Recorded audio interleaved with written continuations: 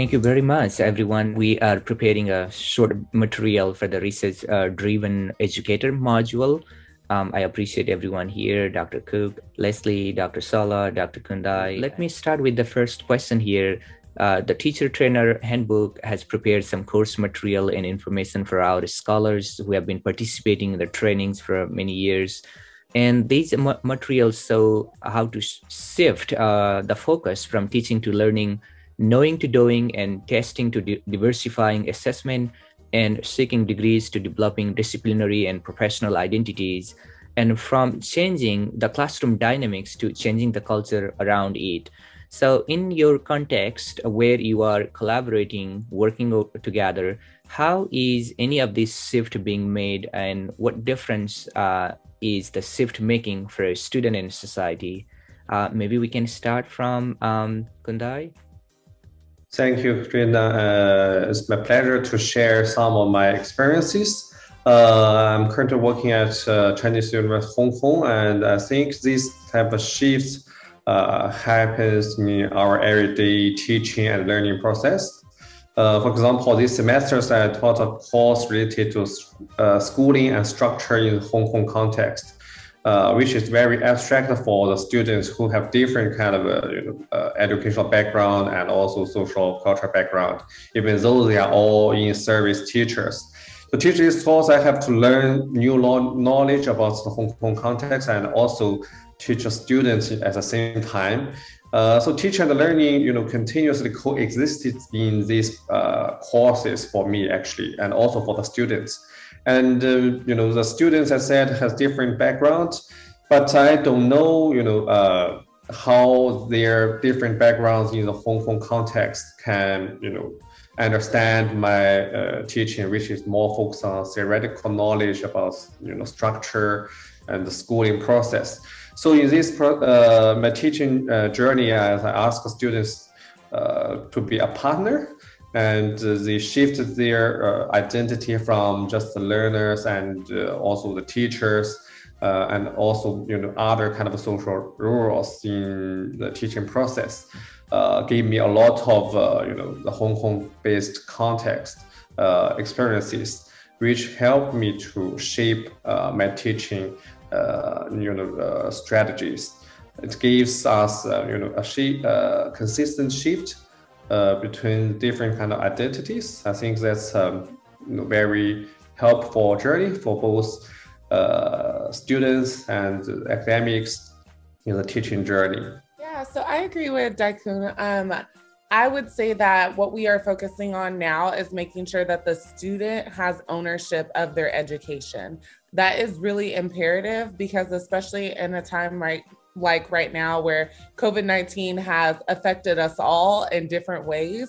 And I would argue, when we talk about the pandemic, it has exacerbated inequities for Black and Brown communities. And so making sure that students, as a teacher, making sure that students understand education is the knowledge that I give to you, but the onus is also on them. So allowing them to almost have that teacher identity as well, because right now they're learning so much from different areas of their life, at home, on their internet, with their friends and family. And so their social, emotional, and mental well-being are all being transpired at the same time in different avenues. So we want to make sure that they have the responsibility in what they're learning and prioritizing them. It's a teacher focused, but student-centered. And I think that goes a long way. Yes, thank you so much. As Leslie and Kun pointed out, I'm also having fun while working with my graduate students. Last semester, as a part of the class project, they interviewed college presidents, several of them nationwide, and they searched the literature, presented the selected themes, and examined the disconnect between the learning and doing, research and practice.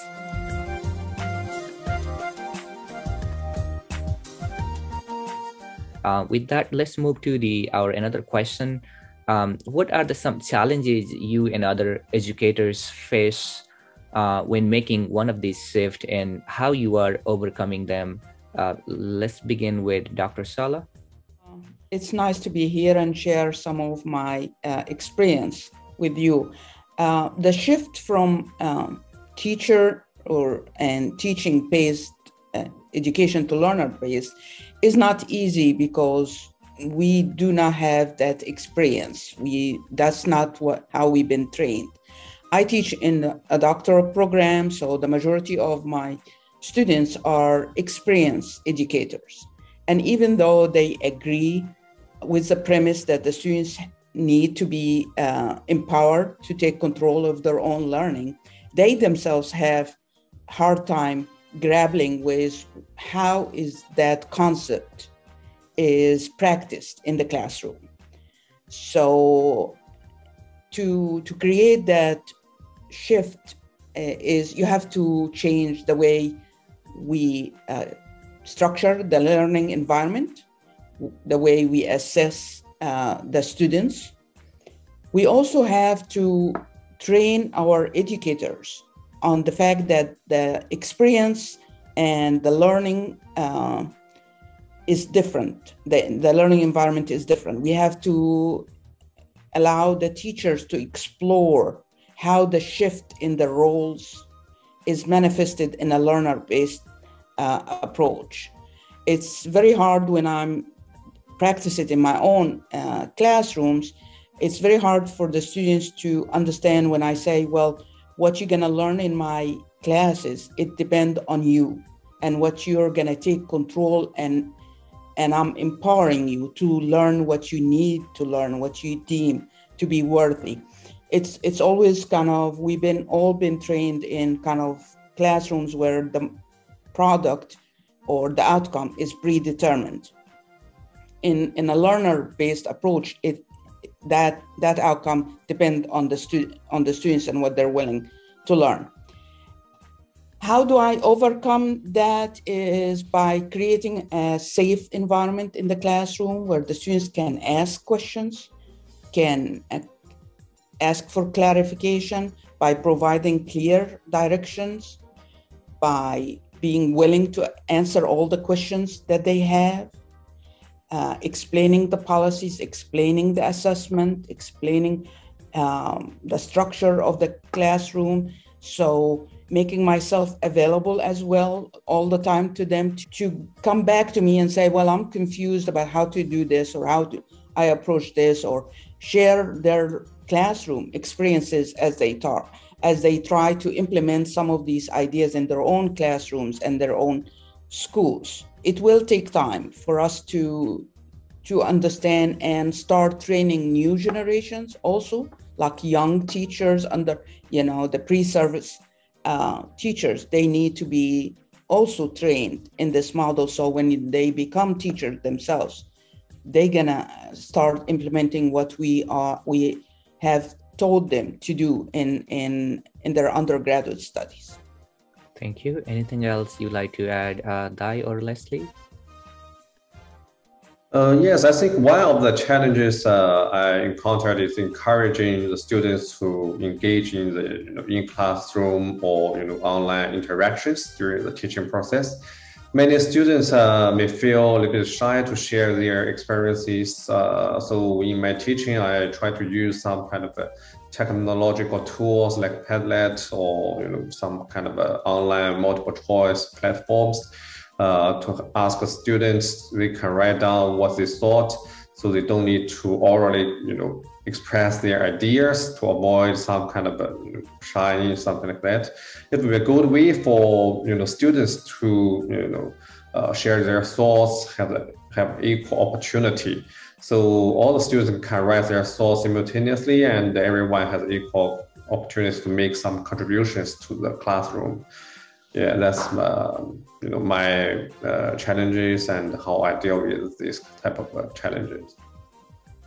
Wonderful. And I would just add to what Dr. Sala says, I love what she said about creating a safe space in the classroom, because I think now more than ever, we need to allow students to be able to make mistakes without any lasting judgment, right? Because our classroom should be the way in which they are able to learn. So I didn't know this about this, and that's okay, because I'm getting that knowledge within that curated space. So that way, when I leave the classroom, I'm stronger, I'm smarter in this area. I can engage in critical and honest and civil and even maybe challenging discussions around sensitive topics about social justice or whatever it might be. I want to feel comfortable in the classroom, because when I'm able to talk about it there, I can move outside of the classroom and have those engaging conversations.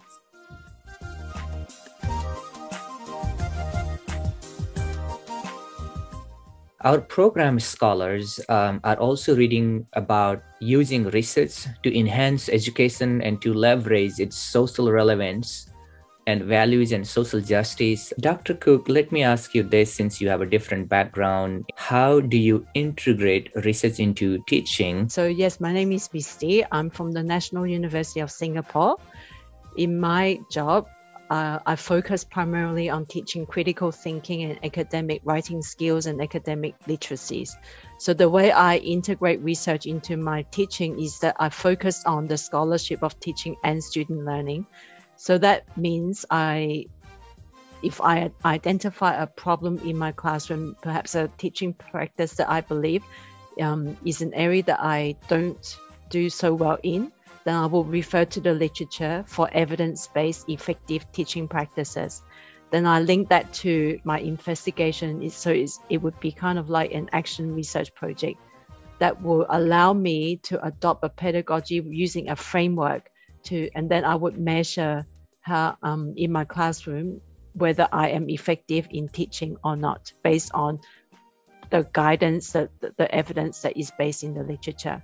So then, of course, after referring to literature and adopting the pedagogy in my classroom, then the research comes, because I would implement the pedagogy in my class, and then I would use rigorous methods to measure the effectiveness of my teaching. So by triangulating data, perhaps using my perception and the students' work and students' perception of my practices, and see how students improve.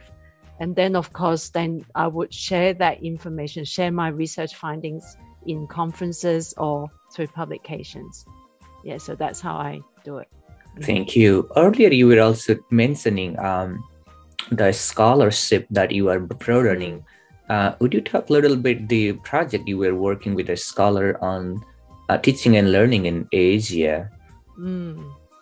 Okay, so for example, in the earlier years of my teaching, I did a lot of teacher-centered, teacher-frontal explanations. And I realized that no matter how long I taught, the students still were not getting the concepts, because I saw it in their work.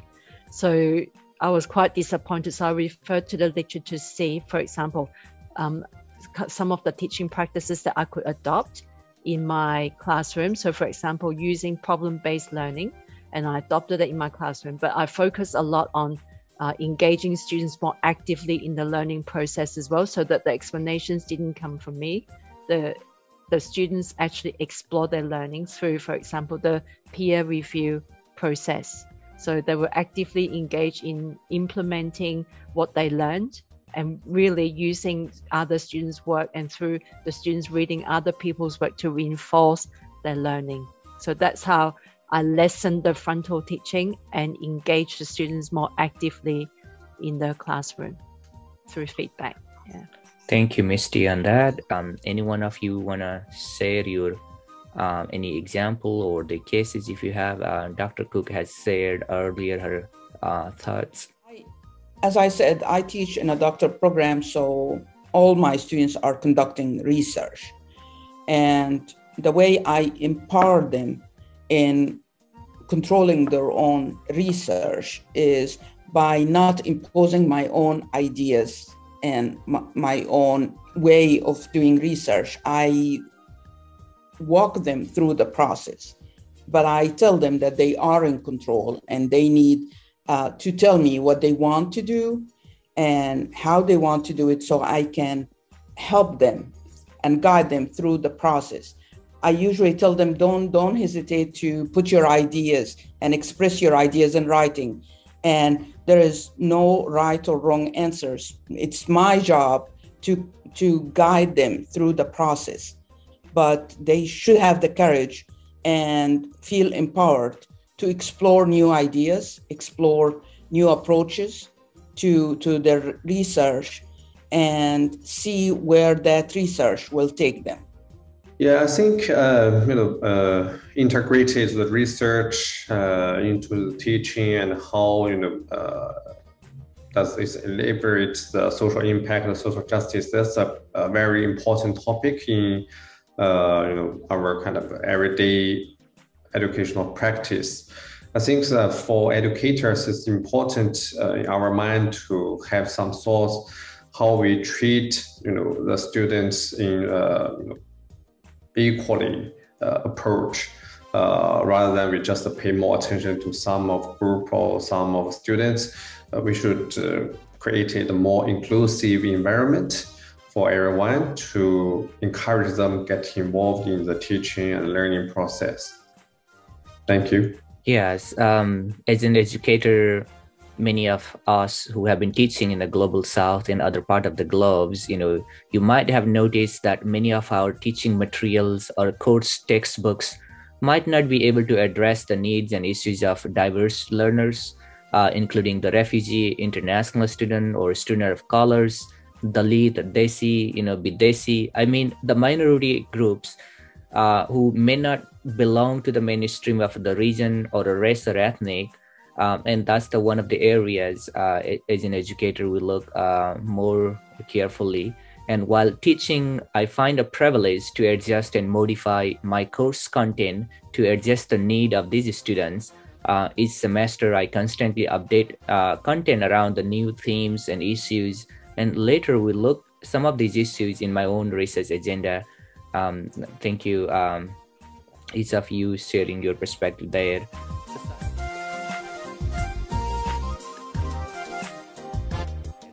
Society, our country, what is the major challenge or opportunity for you and the next generation of scholars? I know it's a broad question, and to use the inquiry-based learning and scholarship to make a difference in society.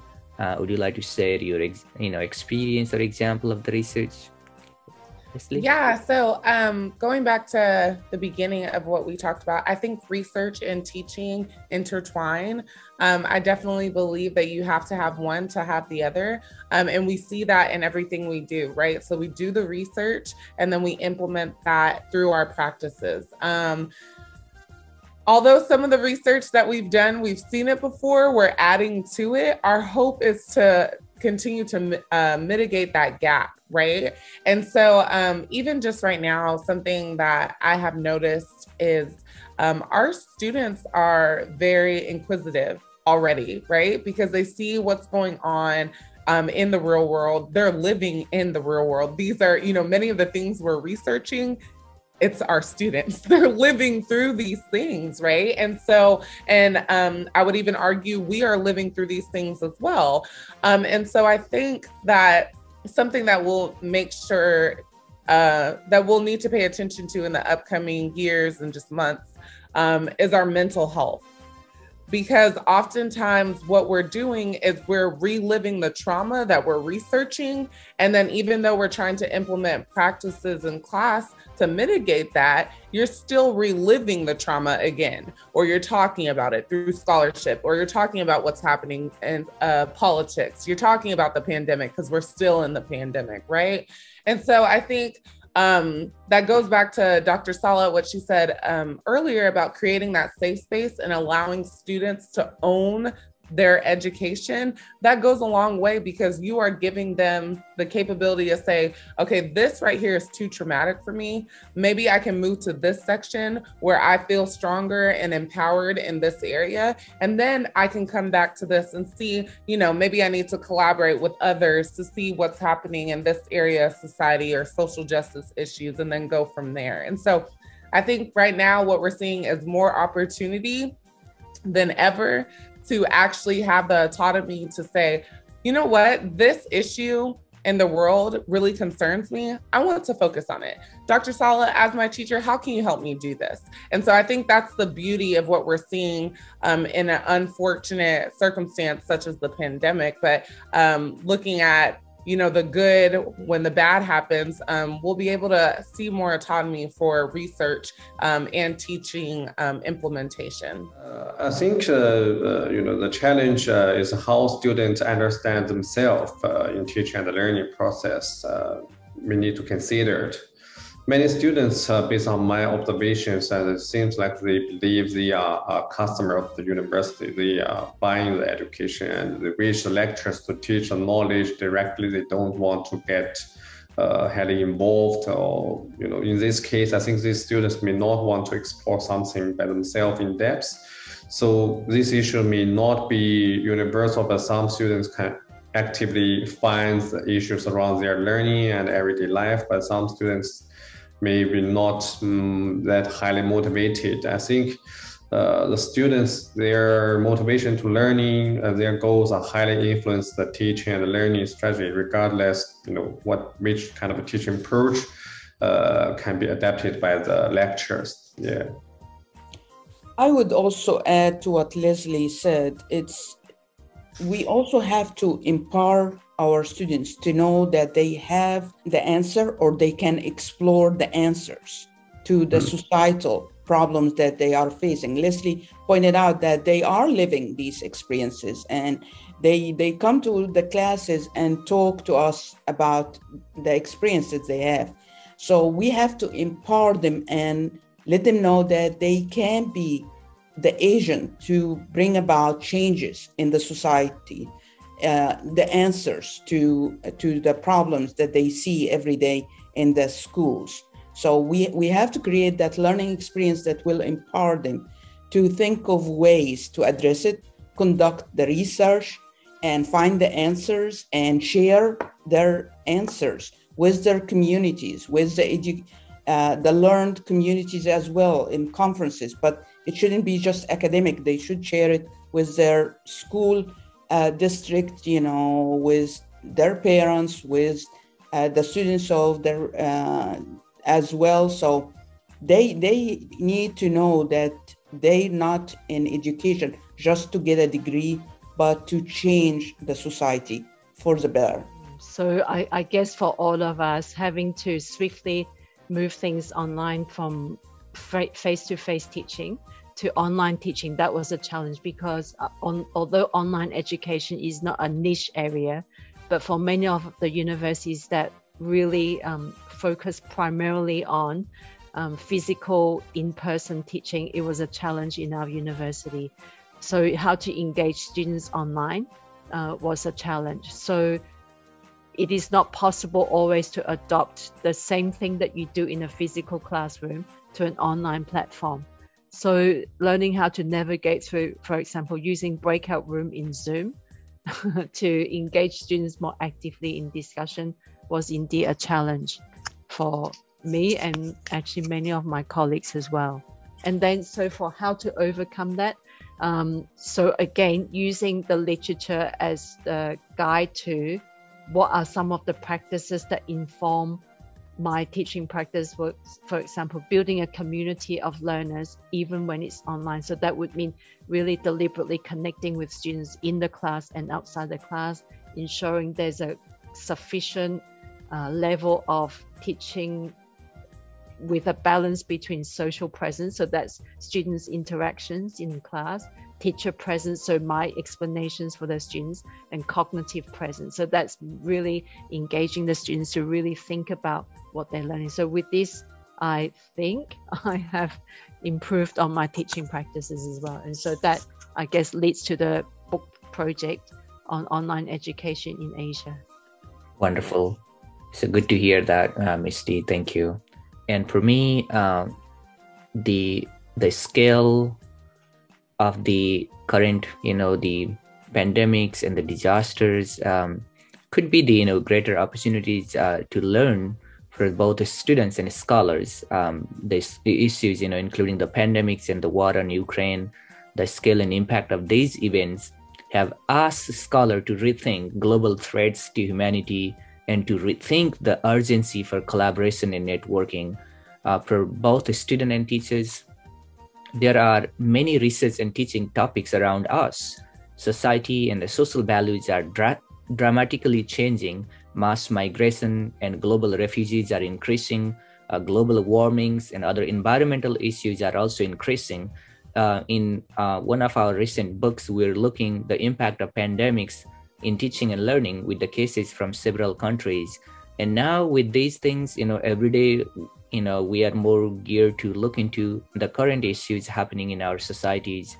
And it's our moral obligations to think through and also invite the student to participate in our the current debate and discourse of happenings. I truly appreciate taking time for each of you. Thank you so much. I hope our participants, the scholars in the programs will have more questions for us. And thank you very much. Thank you. Thank you. Thank you.